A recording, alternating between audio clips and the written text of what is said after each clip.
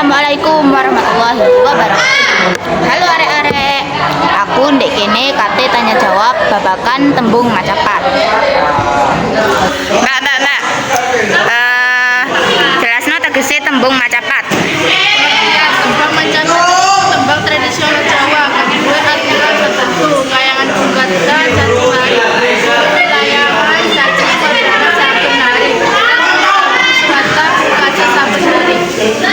Iku mau tegese tembung macapat. Tembung macapat iku nduweni beberapa fungsi.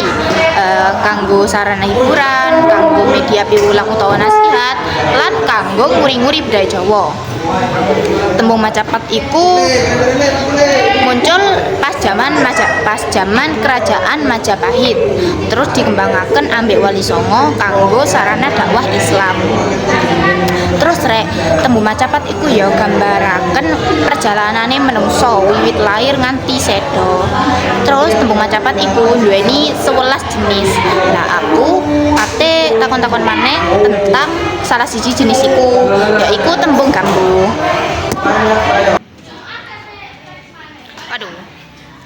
Aku kan mang takone tembung macapat yo. Aku saiki kan tembung macapat duwe 11 jenis. Lah aku njaluk jelasno tegese lan tembung iku gambarna opo. Iku tembung gambuh. Apa? Tegese lan gambaran. Oke. Nah, tegese iku campuran tegese jumbo cocok utawa sarajuk gambuh uga bisa diarteni mengalake rasa lan pikiran.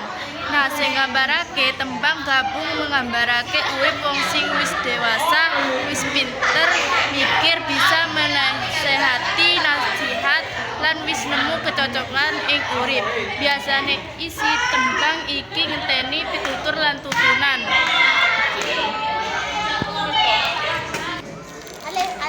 Ukurannya tembung gambuh.